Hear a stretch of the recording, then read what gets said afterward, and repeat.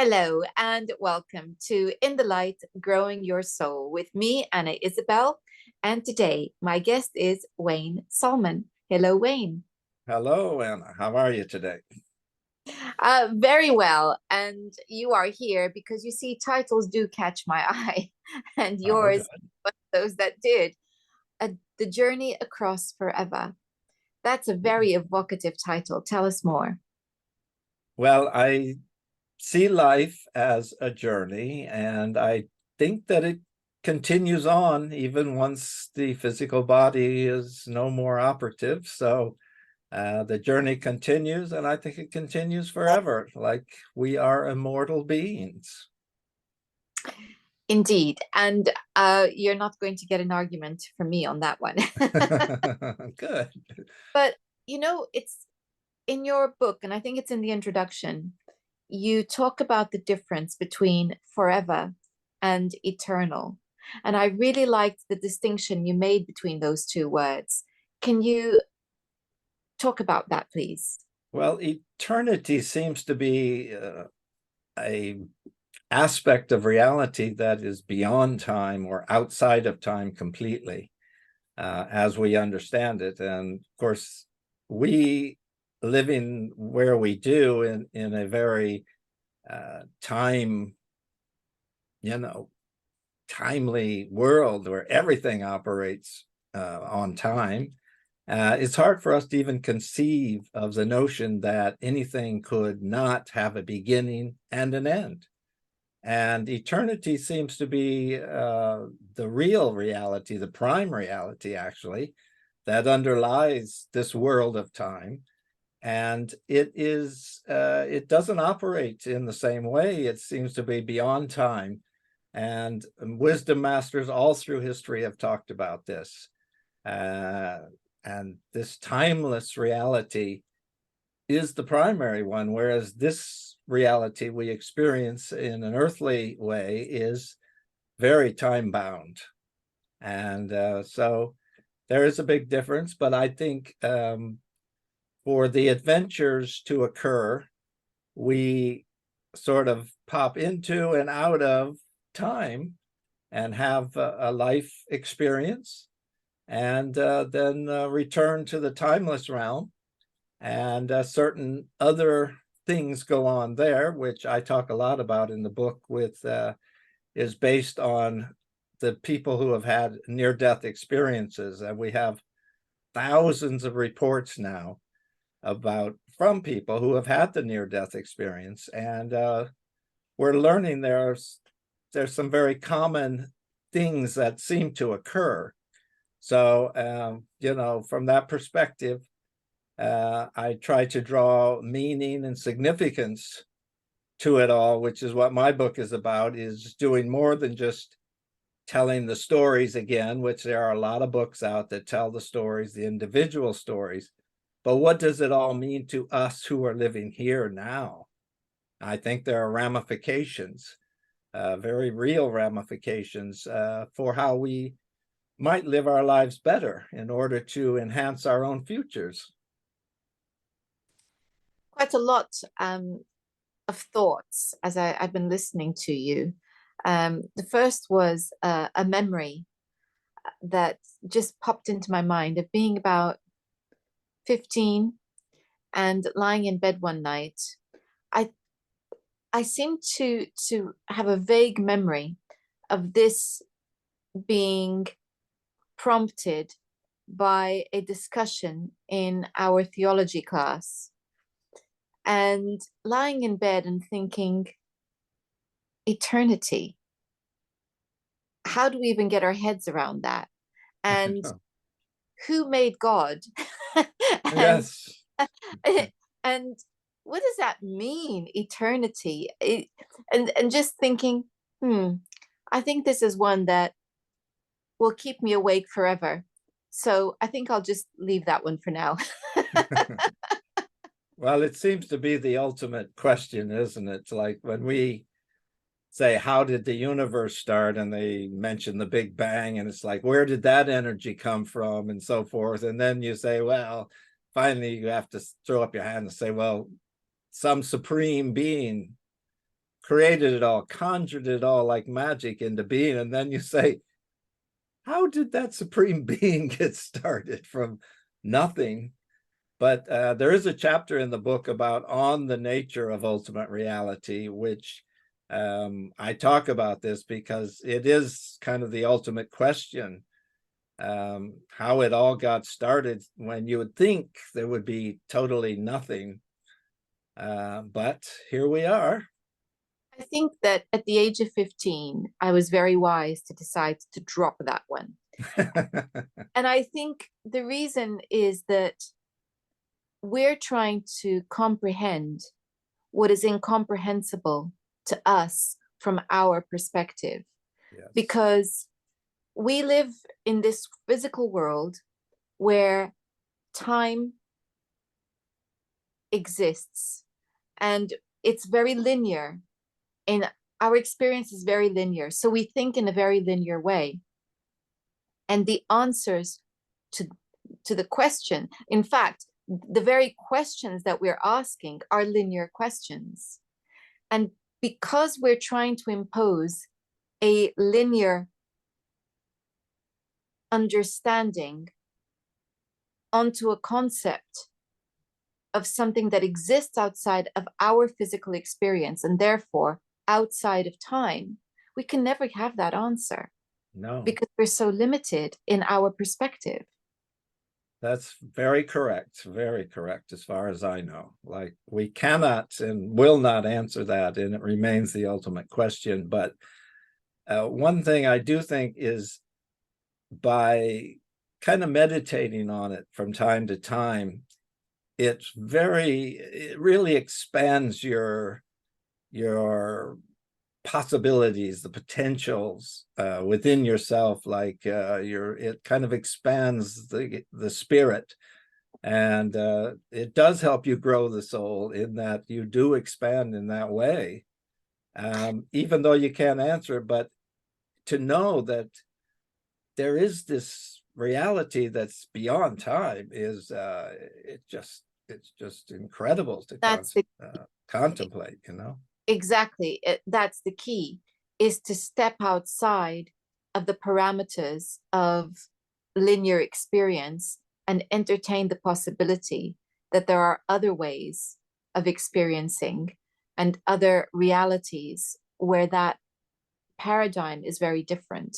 So I think, and that when we start exercising our imaginations, that's definitely going to expand our awareness as well. So the other thing that you said was you were talking about how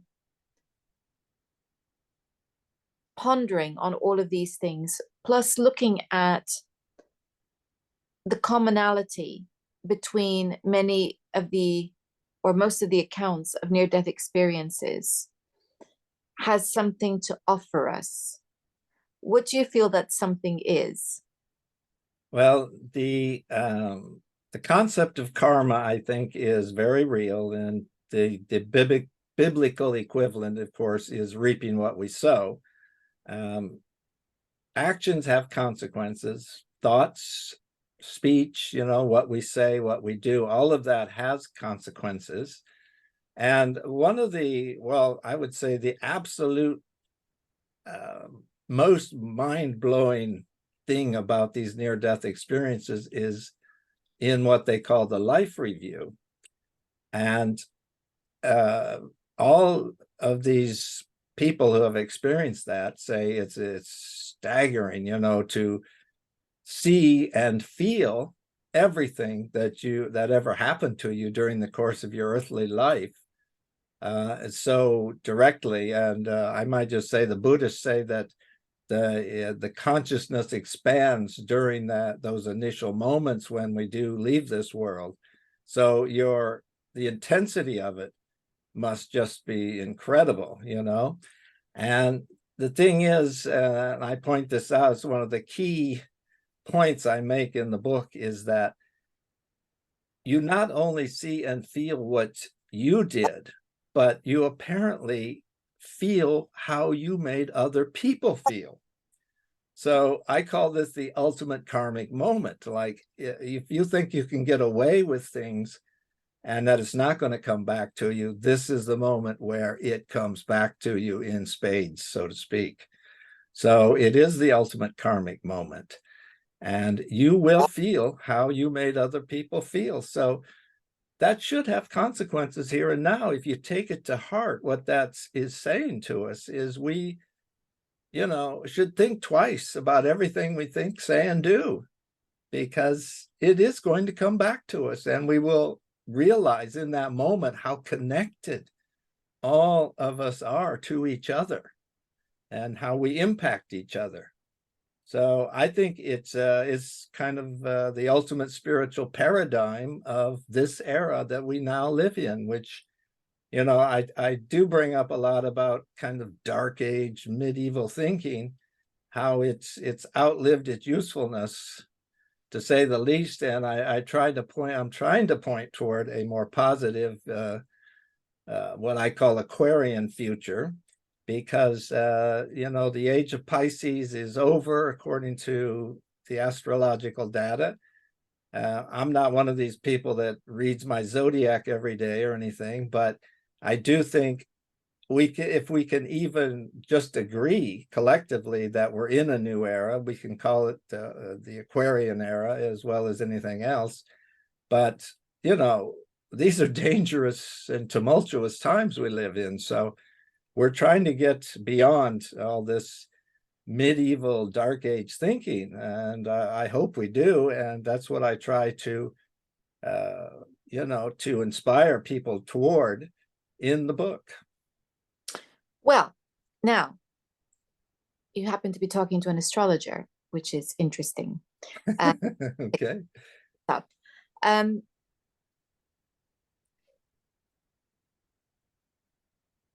I would say that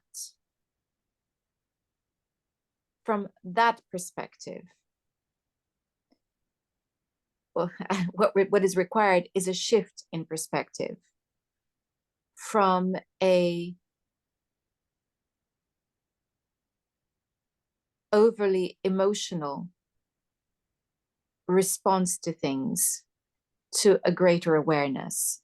But we always need to be careful, because one person's enlightenment is another person's dark age.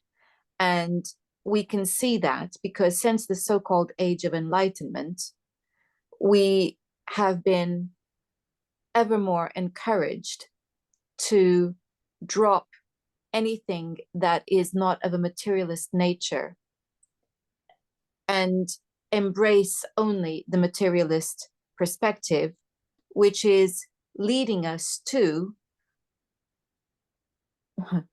at a face that it's a rate of knots, towards AI taking over and transhumanism. This is absolutely the logical conclusion of the materialist path, to divorce us from all that is spiritual, and now including our very humanity. So when we're talking about the age of Aquarius, let us remember that Aquarius also has a strong affiliation with technology. And I feel actually that the biggest challenge that we have on our right in front of us is to not lose our humanity. And interestingly, of course, that encompasses our sense of spirituality. So it's very interesting, because what you're saying, which I think is absolutely right, and if we take that from the astrological perspective, is that we are on the threshold of change. And this is the fork in the road at which we have to decide which way we're going to go. If we're going to take the best of what Aquarius means, and by the way, there is plenty that we should be grateful for from our age of Pisces. But if we're going to move forward, it needs to be a grassroots movement forward of people coming together and exchanging ideas and perspectives, rather than a building of utopia that comes from the top and is imposed upon everybody else. Because the moment in which we are wanting to force our perspective and our way of doing things onto somebody else, that becomes hell. We've been there many times before. So it's time to do it differently. And I think that that's the choice at which the choice and on the road in which we stand right now. And so in order to do that, we have to stop listening to the so-called those who think themselves better than us and actually start listening to our hearts. And that, if we're talking about Aquarius, Aquarius is an air sign. It's very much about the head, logic, the rational. But it's also got the word aqua in it. This is the water bearer. And because of that, it is a good reminder that head without heart is like knowledge without wisdom. And again, we are perpetually in that road right now. We've been there forever, it seems. It's time to bring in the heart so that we can have that wisdom. And I think that's the unfolding that I see beginning at that grassroots level. So it's hope. Beautifully put. Beautifully put. Very nice.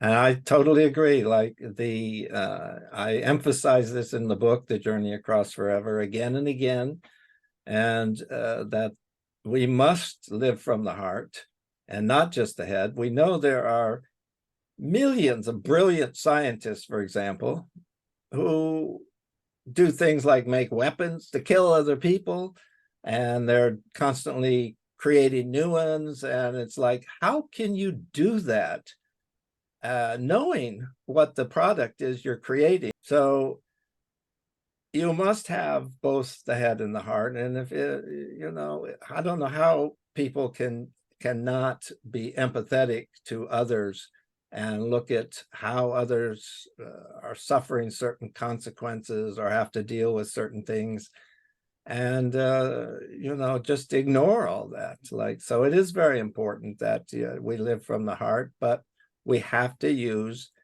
reason and logic at the same time. So yes, it's a combination of the two. And the final afterword in my book, by the way, is entitled Each to Their Soulful Own. So I do constantly say each to their own, like whatever resonates with you is your personal spiritual perspective. And I have mine, and there's no two on earth that are precisely the same, because we all have different experiences, and we grow up in different places and have different parents who affect us, and teachers and clerics and so forth. So there are many, many cultural things going on that will create our unique perspective. And but we have to have respect for what the other person is feeling and thinking and so forth. And empathy, compassion, these are vital to human survival. And we don't want to be dehumanized and just become part of the AI revolution. And even the whole idea of, like, if you could put your soul or your psycho-spiritual essence or your consciousness into a computer and you could live forever that way, it's like, no thanks. The natural world is where it's at. That's our humanity. What I like about your book is that it seems to be a kind of comprehensive exploration of all manner of things to do with this aspect of life, of exploring spirituality and mystical experience. And I also like again, I think that was in your introduction where you were talking about the difference between inspiring and convincing. Tell us about that, because I think it's very important. Well, again, it's back to the idea of each to their own. If I can inspire people, that's the best I feel I can hope for. I we have to have conviction, but how are we going to get conviction on our perspectives if, somebody else's ideas are being hammered into our minds and, trying to convince us this is the way it is. And, it's very aggressive, the proselytizing and this sort of thing of trying to say, my religion or my way is the only way, and my religion is the only valid religion, the only true religion. And we have this kind of thinking is going on, with millions and millions of people. And, that just detracts from the beauty of our own free will, how each of us has this unique perspective, and we do have free will, and we can make of life what we will. And that to me is the beauty of this world. Actually, it's made me think, just listening to you there, that there was something else you had said earlier, and you were talking about, it was the life review and how there are consequences for everything, including our thoughts, because our thoughts are energy. And so we need to take responsibility for the negative thoughts that are within us, which is difficult because clearly our thoughts come from our feelings. We now know that the the subconscious really is about how we feel, and that drives the logic that we then use. So it's a rationalization of our feelings. It's a process that happens, but always begins with feeling. So I think it's incumbent upon us to understand where our thoughts are coming from, if they're negative, if they're positive, and to understand that we need to, when we have those negative thoughts, it's not that we can't have them, because we can't help it. I mean, there are thoughts, they're based on feeling, but it's we need to clean up our act from the point of view that we need to just understand where the healing is needed for us, because that's those negative feelings or thoughts are actually a sign, a symptom of something that needs to be healed. It's pain, and we need to address that. So if we do that, each time we do that, and we find healing for pain within ourselves, that's the way that we clean up our act. It's because then we are much more coming from a place of compassion and understanding rather than being stuck in pain. So it's not about judgment or being critical of ourselves for sometimes feeling angry or livid or outraged, which is understandable. We're feeling people, but it's important to understand the pain that lies behind it and then compassionately bring healing to that. Yes, yes. I think the crucial thing is being aware of awareness, like taking a step back in your mind and saying, what are these thoughts flitting across my mind, and where do they come from? They can seemingly come out of nowhere. We generate some, but a lot of them just pop up and we have no idea why something just popped up into our mind like that, which is interesting because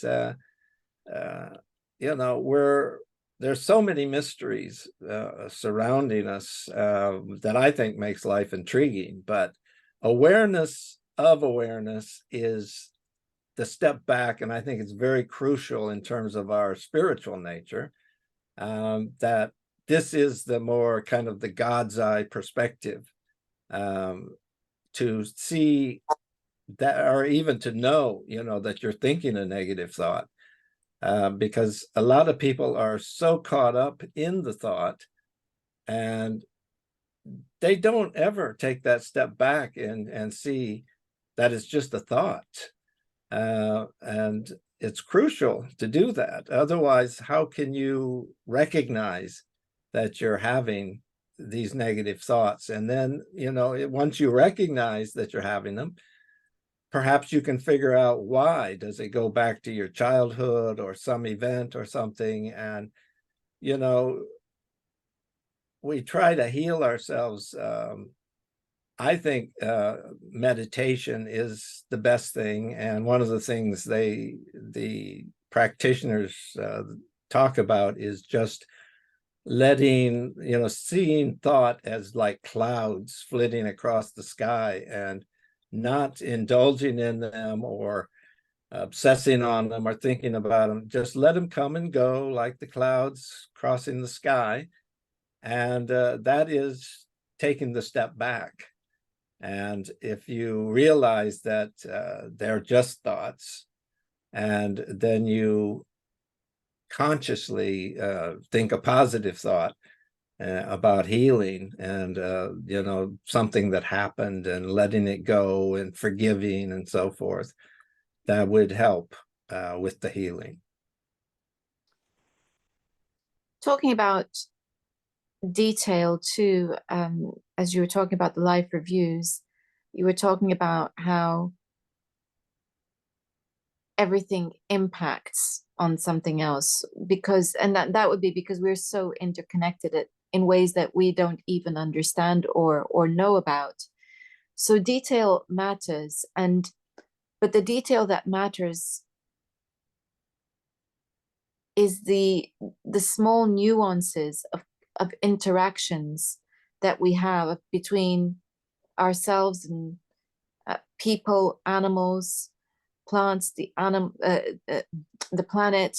Everything matters. It's at a detail level, because it does have an impact. If I, on my allotment, take the care of nourishing the soil and not poisoning it or poisoning the air, everything flourishes.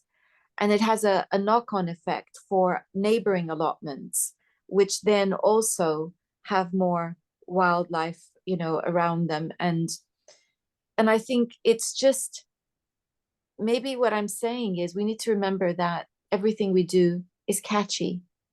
And so we want good things to catch on. Absolutely. That's for sure. Every thought you have, like for me, like it's a simple, it starts at the very base level, where if you're taking, we have, bins for recyclables and for food waste, and then you have general trash, you might say. Just walk into the bin every day, you have that moment where you're consciously putting something that could be recycled into a certain bin. And there's 3 of them in our particular case. And, that might seem like nothing. It's just an everyday routine, like big deal. But no, it is a big deal, because all of us together, if we are recycling, I mean, look at all the microplastics in the oceans. Like it's